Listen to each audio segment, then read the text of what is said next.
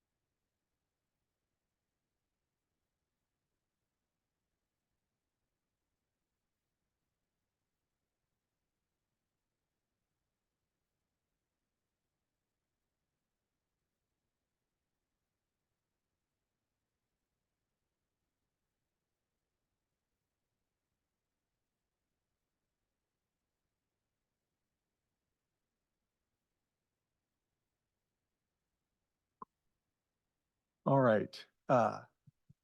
Chair Melissa Irvine, we have all the hard copies in front of you and available for the public. This is Nick Sneed, I'm the Community Development Director. I apologize for the video problems this evening.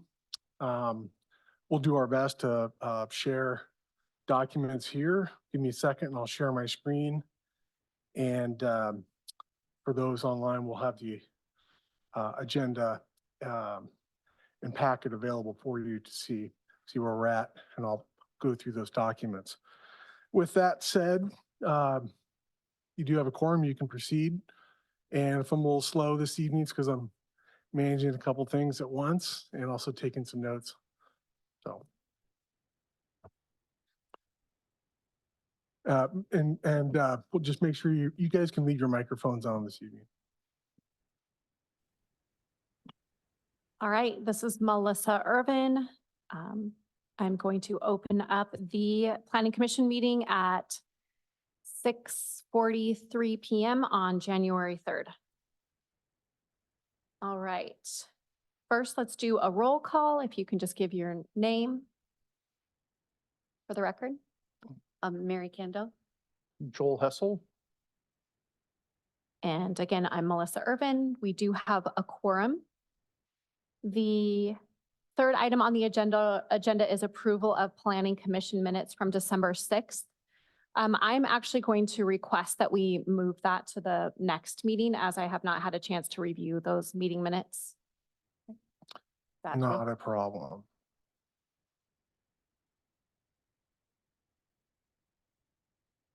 And do we need to have a formal motion to do that? No, you just Okay. won't take any action. We'll move to the next agenda item. Great, thank you. Yeah. Okay, then we're getting through. Public hearing is our item number 4. Do I need to read the fancy statement to open the public hearing today? No, because this is the legislative hearing, so by Right. this, well, I was practicing specificity all day Mhm. today, so. yeah, no, thank you for practicing your enunciation and tongue twisters, but we don't need to do that. In the meantime, as you go through that, I'll bring up the staff report for Okay. those online to see. That sounds great. So we are going to open the public hearing for City of Madras Yarrow UGB Amendment Proposal File Number PA-23-1. This is a legislative hearing. Do any of the commissioners have any conflicts of interest? I do not. I do not. And I do not either. Would anyone in the audience like to contest that? Seeing none, we'll move forward on to the staff report and applicant testimony. Yeah, so I'm gonna buy us a bit of time. So this evening, the staff report, we have Beth Goodman from Echo Northwest. Planning Commission should recognize her. She's done quite a bit of work for the city. And so she will be giving us a presentation, and the hard copy of that presentation is in front of you and it's available for the public. So we can go through that right now. Beth, are you able to share your screen for that presentation?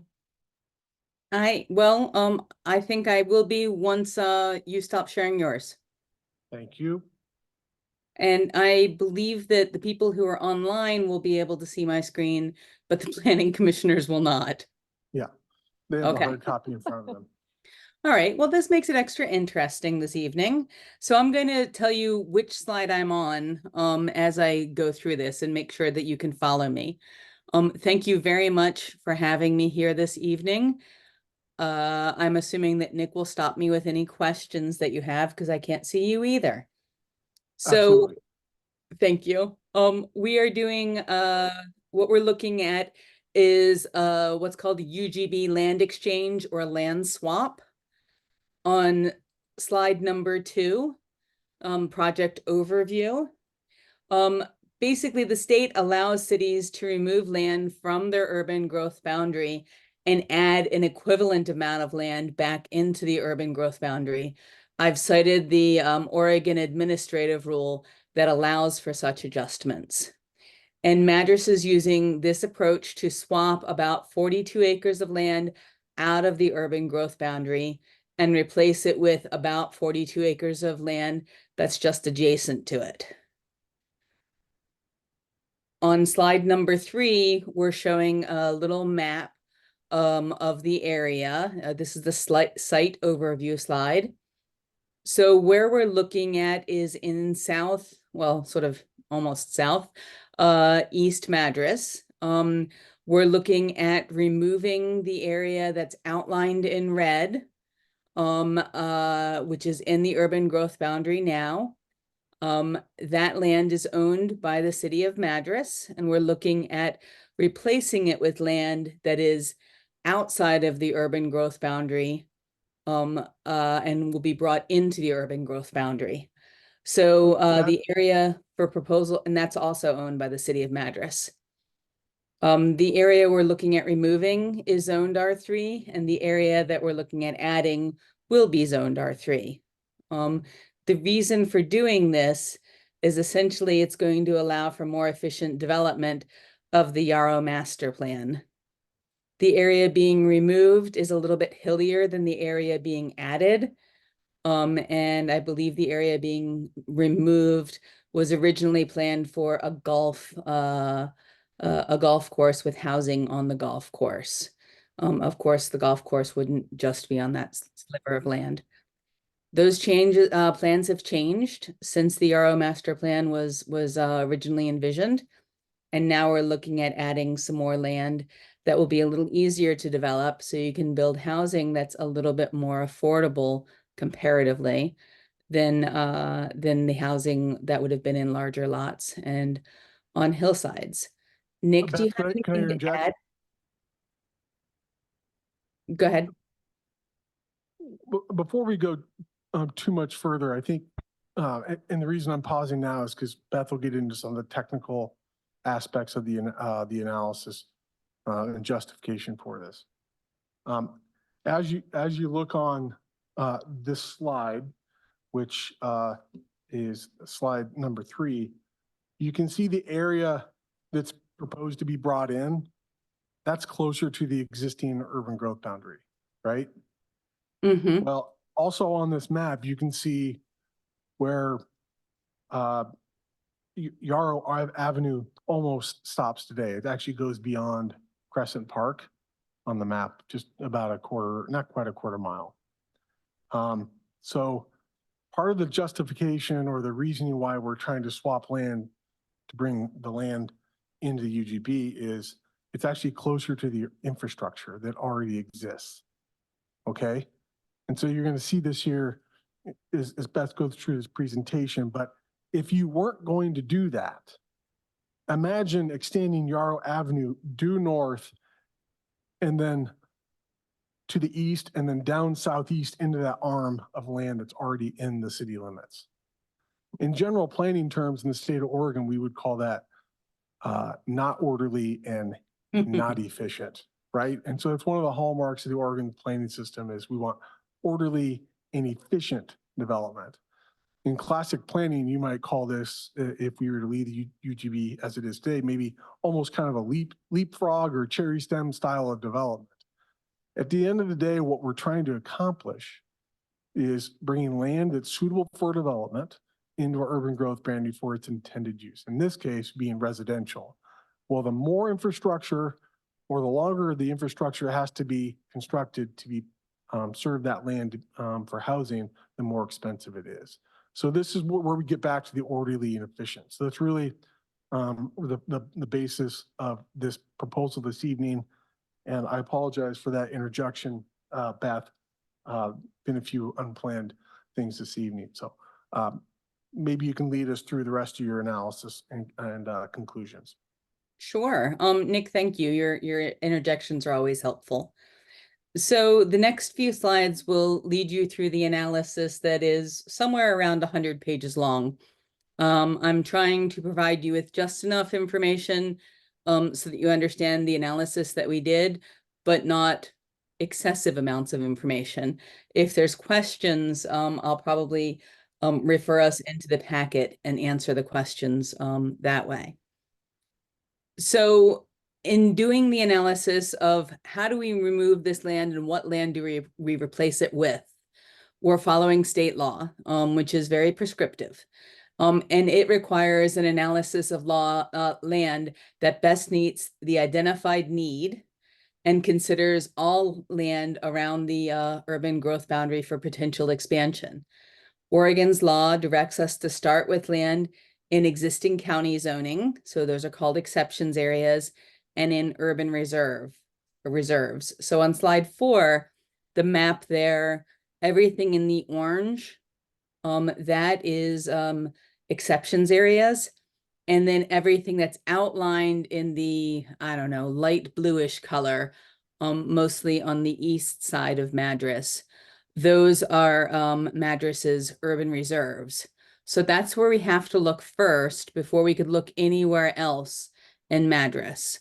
Well, Madras has quite a lot of land around it in either exceptions areas or resource zoning. So we didn't have to look beyond those.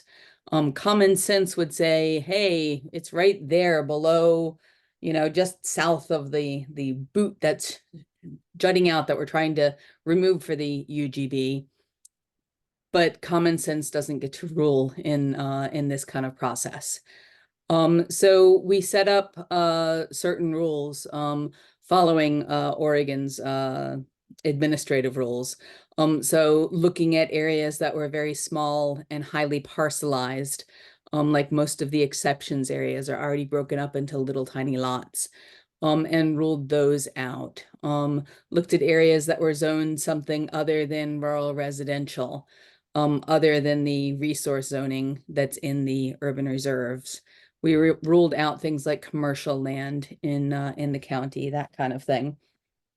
And so on slide number 5, we show you that we got down to 21 different areas that could be considered for bringing into the UGB. Any single area couldn't be more than 100 acres, according to Oregon's land use rules. So we've got areas A through U. And so for evaluating each of these areas, we looked at where you could efficiently accommodate the identified land need. So the identified land need is for residential land that can be part of the Yarrow master planning area. Land where you could orderly and you could do orderly and economic provision of public facilities and services. So that's exactly what Nick was talking about. Places that you can easily and with less cost, not no cost, expand your roads, your water, and your sewer infrastructure. So areas like Area A, which is not adjacent to the urban growth boundary, those were not good areas to bring in for efficiency of services reasons.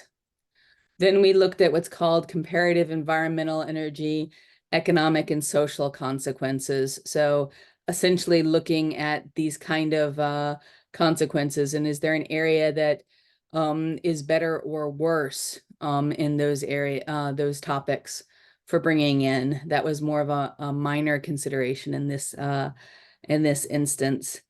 And then the compatibility with proposed urban uses with nearby agricultural and forest activities. That was also a lesser consideration because a lot of the nearby activities, a lot of it's rangeland. And then there are some areas that are in active farming. And so those scored lower on that evaluation criteria. So in the findings document you have, there's Beth, many pages that talks about this. Yes, sir. just a quick note on some of the farmland. Some of our planning commissioners and the 2 members in the audience and those online will probably know that there is some land being used for agricultural purposes within the existing urban growth boundary or directly adjacent to it. Yes. And you recall that we've evaluated that under the law. We've not considered that to be as important because all of those particular farm properties or land being used for agricultural purposes were in the city's urban reserve area. So they were Right. already priority lands being brought in. So just to pause a second, I think this is important because remember, it's just like the school lunch line. If you're in first, you get lunch first. If you're in last, you get lunch last. So when you have a 20-year urban growth boundary, that's the land you're bringing in to serve your 20-year land need. The city of Madras is unique, and then we have a 50-year growth area. We call that an urban reserve area.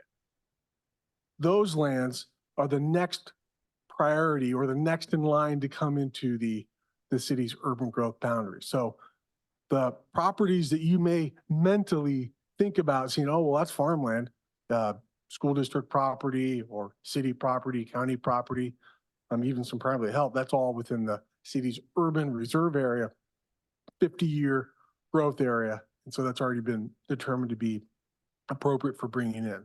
So this analysis is saying, okay, even with all that, which of those lands is best suited? And that's where Beth is going to take us next. Right, so just to give an example, in the findings document, we document that, say, sub area A is being used for carrot seed farming. And sub area B, for instance, 2/3 of the area is in active farm use. So these make these those kind of existing uses and the adjacent uses make those areas lower priority for bringing into the urban growth boundary, relative to an area like area J, which is the one we want to bring in, where what you've got going on for that is more rangeland. So I think to give a few concrete examples. And then on slide 5, what we've got here is the conclusion that sub area J is the best choice because it's adjacent to the Yarrow master plan area and the land to be removed.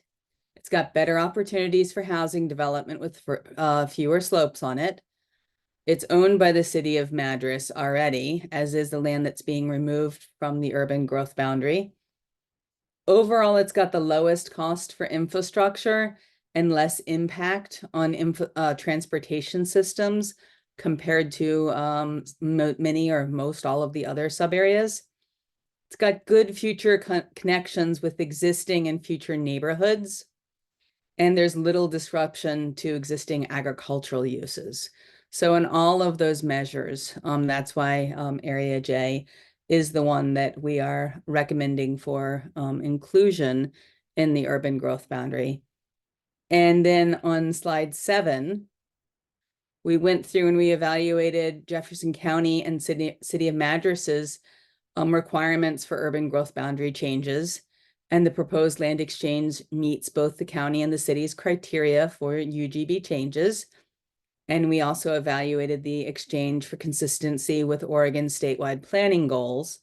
And the proposed exchange does not pose any conflicts with statewide planning goals. While we haven't gotten, to my knowledge, specific comments from the Department of Land Conservation and Development, what we heard is that at this point they have no comments on it, so they didn't express any concerns about the proposal. And that's the presentation I have. Nick, I don't know if there's any questions or if we want to take questions right now. In just a moment. So now that you generally understand the rationale and the factual basis for the proposal, talk about process. So when you amend your urban growth boundary, it's a unique process in that it's not just a planning commission decision, and it's also not just a city council decision.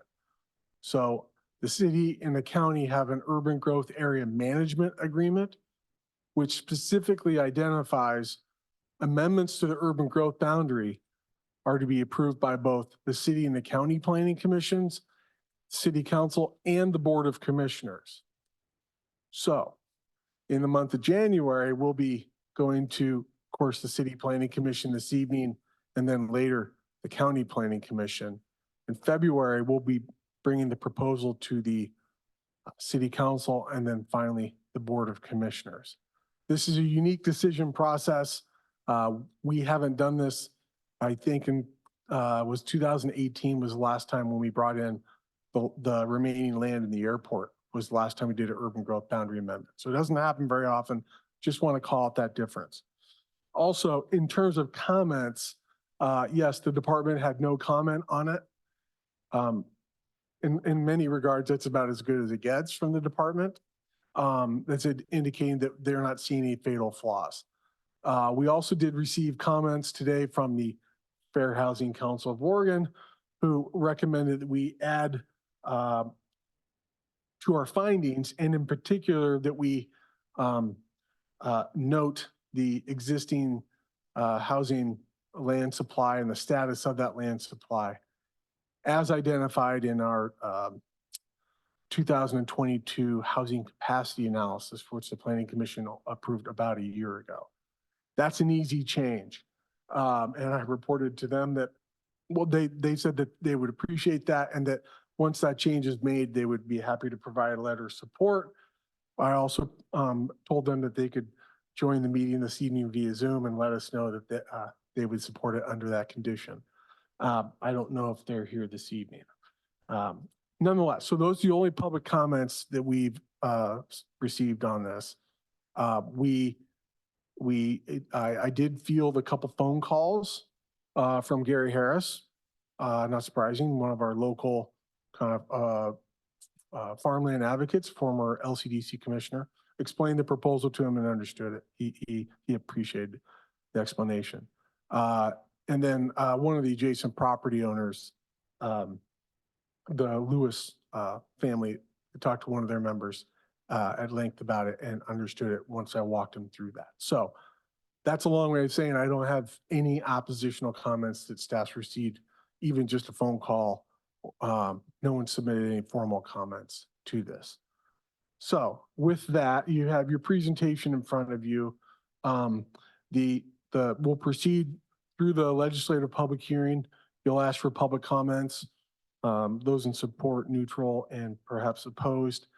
And then should you want to, the staff report is also before you, and there's a suggested motion for Planning Commission action on the first page of that. Staff is recommending that we approve the comprehensive plan map amendment and the proposal to the city council. Recommend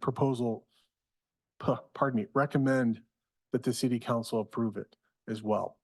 So with that, I will pause there for any questions of staff or Beth before you proceed on to your public comment period of the hearing.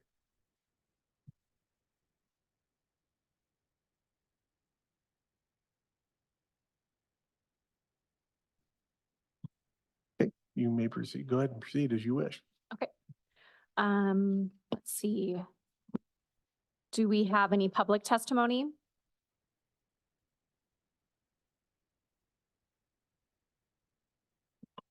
Go ahead and come up to the front and you can state your name just so that it can be recorded in the record.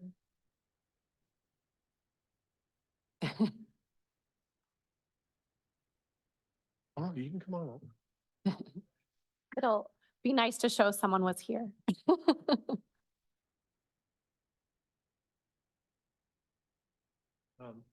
My name is George Nielsen.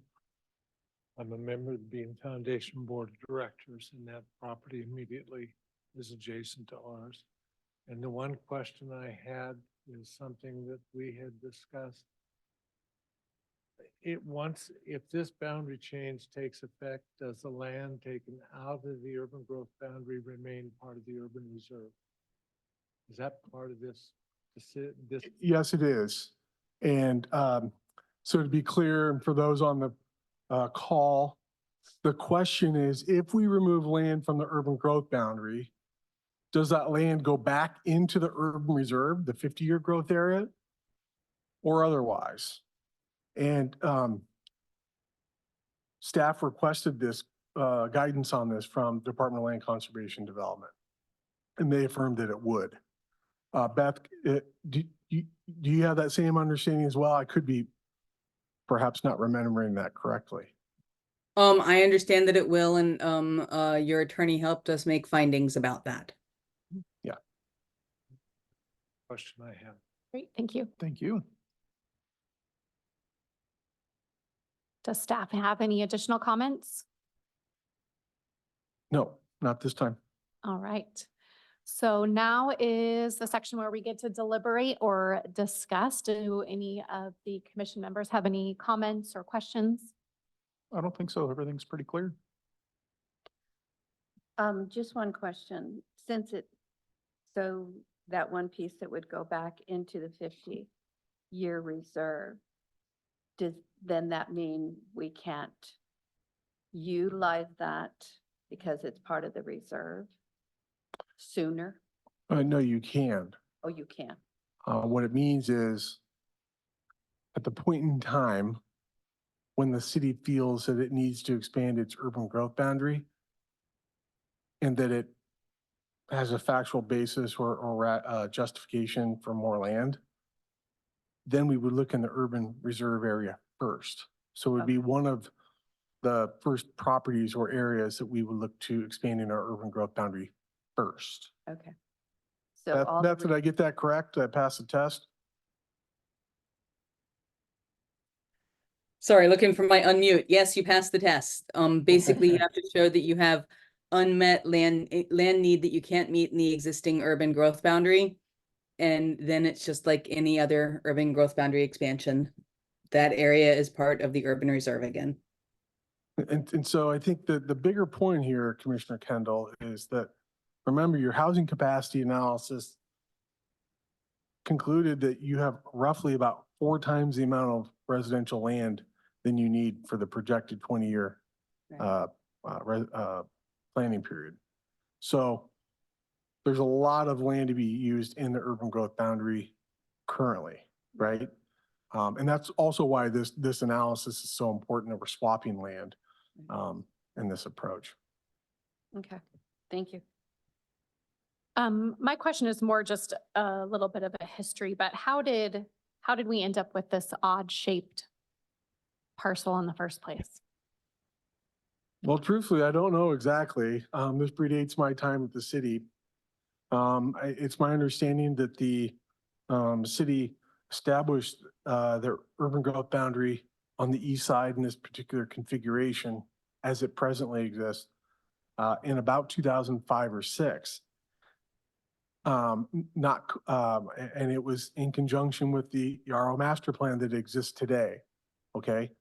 And getting back to urban growth boundaries and needing to have just enough land to meet your 20-year land need, the city wasn't able to justify a lot of land to be brought in or a certain amount. And so we needed to make choices or stay within a certain amount of acreage.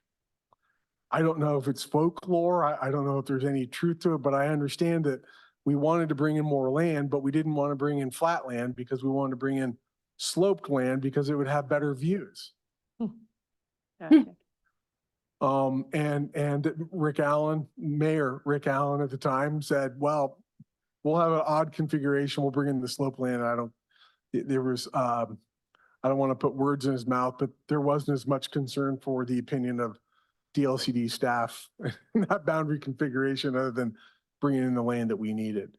And so when you look at this kind of arm that we're proposing to remove from the urban growth boundary and match that up with the current master plan the Beaton Foundation has, it also aligns with proposed housing, and the land that we're proposing to bring in, swap with it.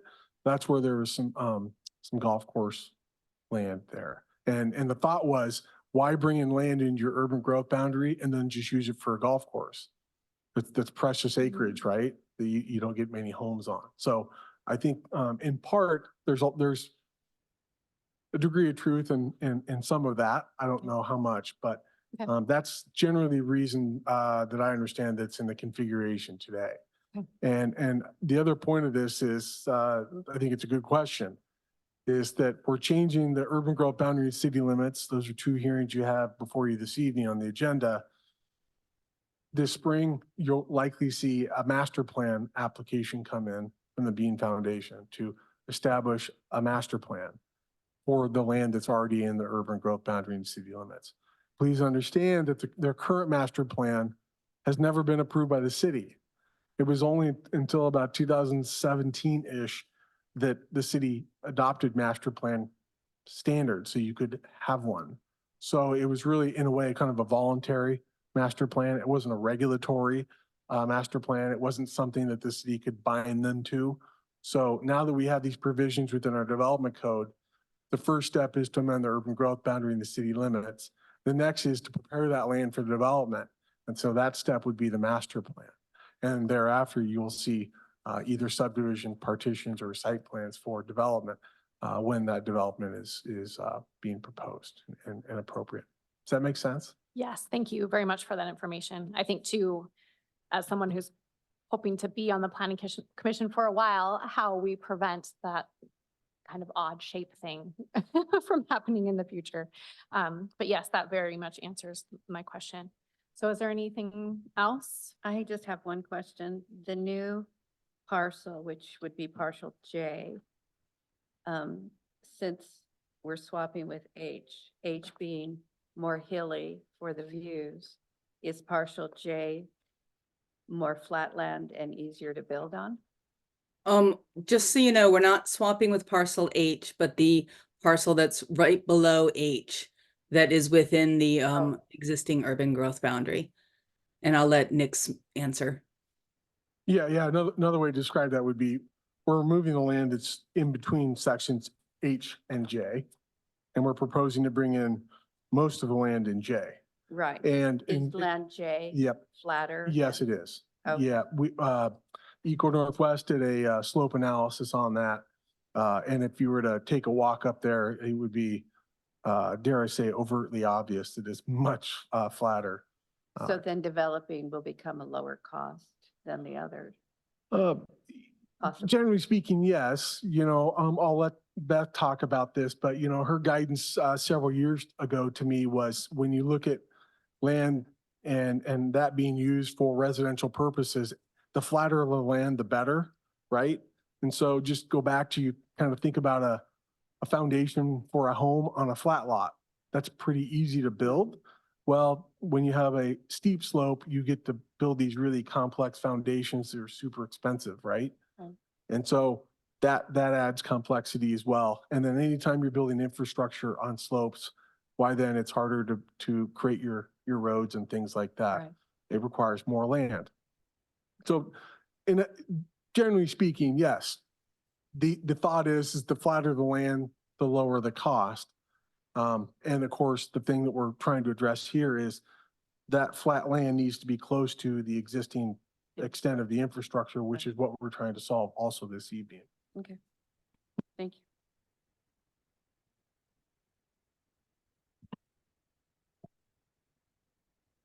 Okay, if there's no other questions, I move that the planning commission approve the proposed City of Madras Comprehensive Plan map amendment and proposal to the city council for consideration. I second the motion. We have a first and a second. All those in favor say aye. Aye. Aye. Aye. None of us are opposed. Motion passes. All right, let us shuffle our papers here for a second.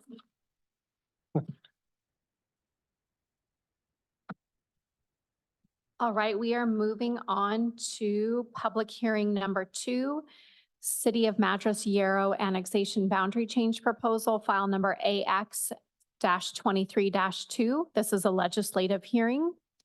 We are opening the public hearing. Can I have does any commissioner have any actual economic conflict of interest to disclose? Commissioner Hessel, I do not. Commissioner Kendall, I do not. Commissioner Urban, I do not.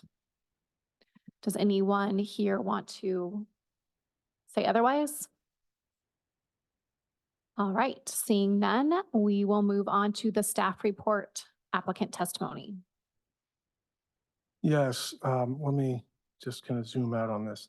So this proposal for what is technically called under ORS Chapter 222, the annexation, boundary changes and merger, is what we call a boundary change.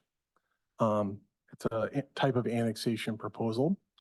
And it directly coincides with the urban growth boundary adjustment that you just made a recommendation to the city council on.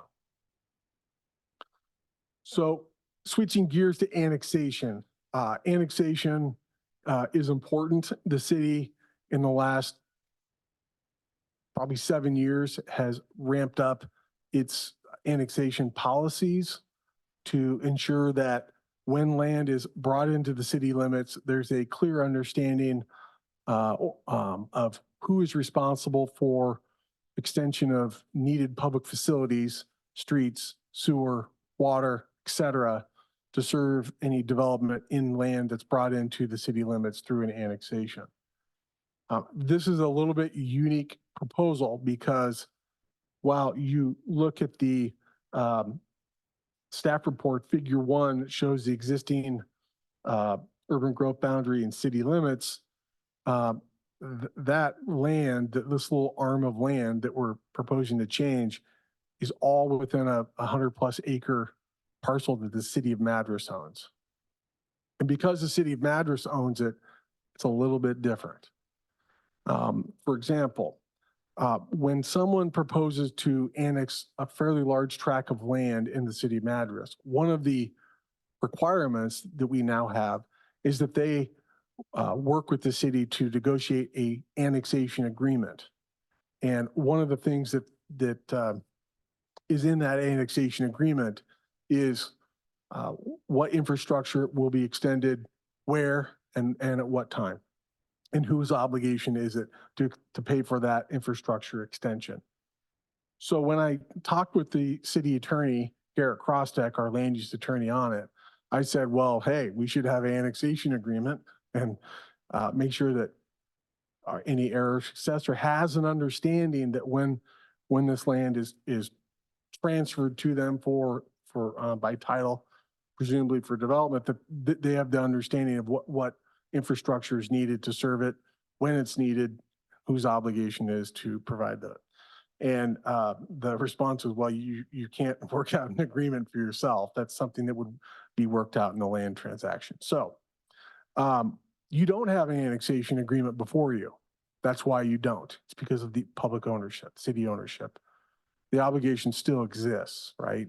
So the city and the Bean Foundation have recently executed a land transfer agreement that I'll just summarily refer to in short. And part of that does, generally speaking, identify certain responsibilities for development. Nothing with great specificity, nothing that would have the specificity of the annexation agreement, but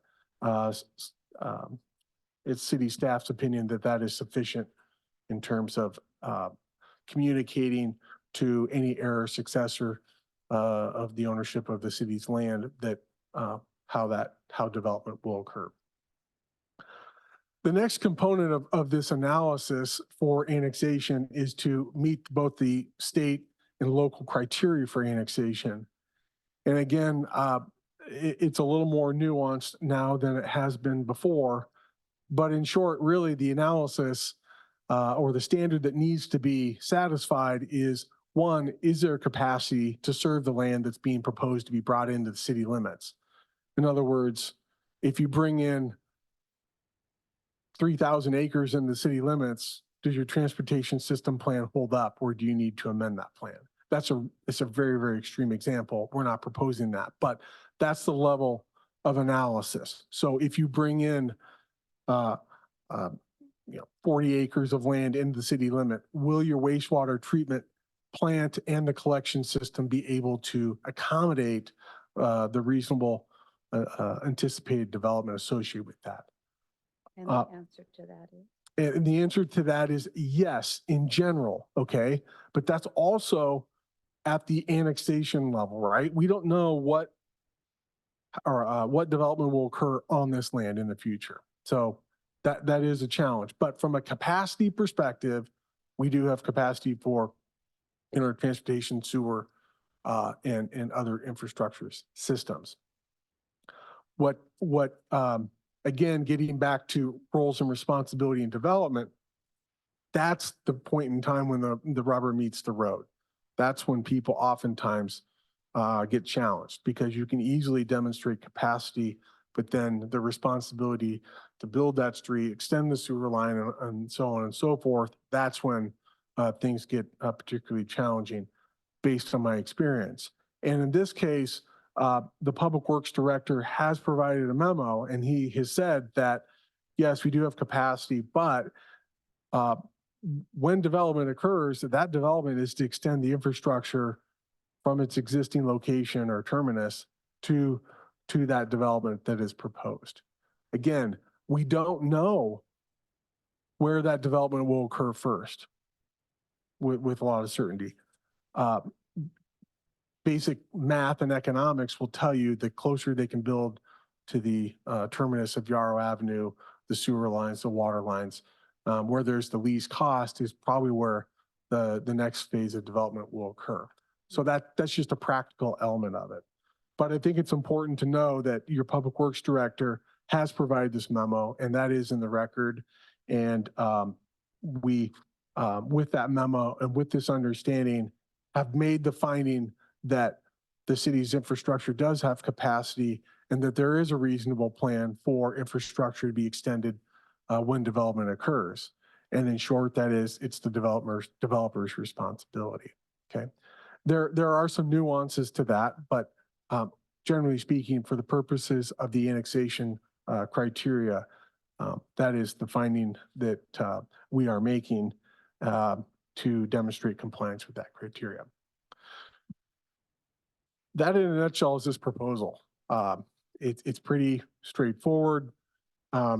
We issued the required notices for this. You'll recall perhaps that annexation has different notice requirements. So not only do we need to notice all the properties within 250 feet, but we need to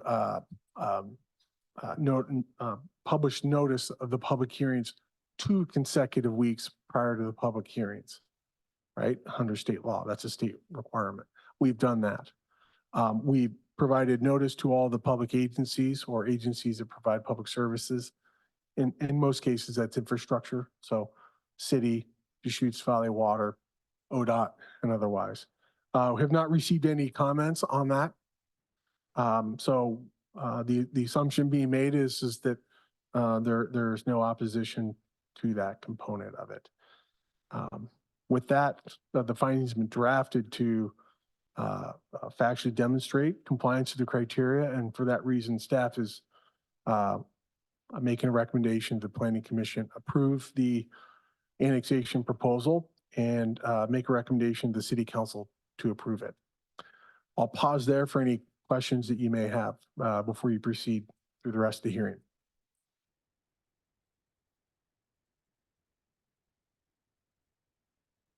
Are there any questions? I do have a question. This may or may not be related to this. I'm not sure. I was going to talk to you after this. Does this have any relation to Measure 56 notice that had gone out with the hearing that's supposed to be held in February? Well, that's a fine question. No, it doesn't. But that's a really good question. So I'm going to pause for just a second and take the opportunity to explain what notice the city issued and why, somewhat unrelated to this matter. Okay. I think it was 1998, the Oregon voters passed ballot measure 56, which says that any time that a city or county is amending a plan, changing the zoning of land within its jurisdiction, or changing a land use regulation, which may reduce development rights or may reduce the value of land, we need to send notice to all property owners affected by that. In your February Planning Commission meetings, you will hear a proposed comprehensive plan and development code amendment to resolve a residential density problem. In the middle housing code amendments, one of the things that those code amendments that you approved in May of 2022 included was one, a comprehensive plan text change that identified the minimum and maximum residential density for the 3 residential zones.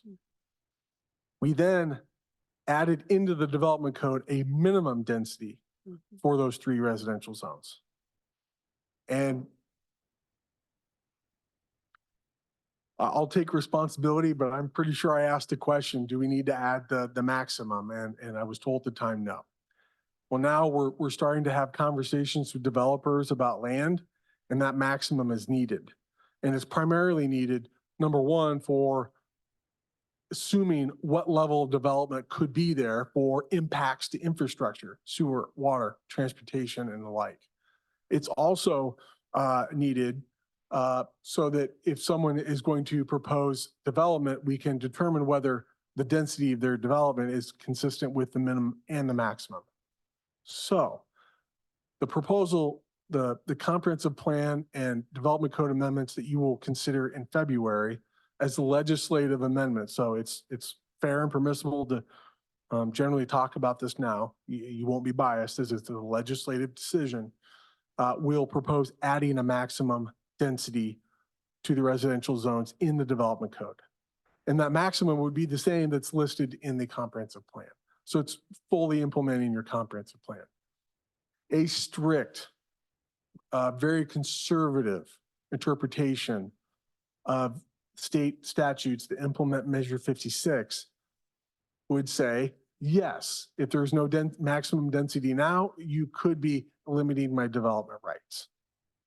And associated with that is you may reduce the value of the land. So in abundance of caution, the city issued that Measure 56 notice to all property owners with a residential zoning. So that's the notice you got. Okay. That is totally different from the annexation that's being proposed this evening. But so that's why we issued the notice. They're unrelated. I think that's a good question. I appreciate the opportunity to clarify that. I just wanted to make sure there wasn't a conflict. Yeah. Any other questions? All right, do we have any public testimony? Sorry, there are no further questions from the commission staff. We are now moving on to public testimony. Is there anyone here who would like, or is online, who would like to comment? Yeah, so I think the only person that would be online that may have comments, I normally don't do this, would be Andy Morrow. Mr. Morrow, do you have any public comments for this evening, or are you just listening in? I'm just listening in. Thank you. No problem. Appreciate you joining. All right, seeing no public testimony, are there any further staff comments? Not at this time. All right, now is the time where we get to deliberate. Is there any deliberation, or are people ready to make a motion?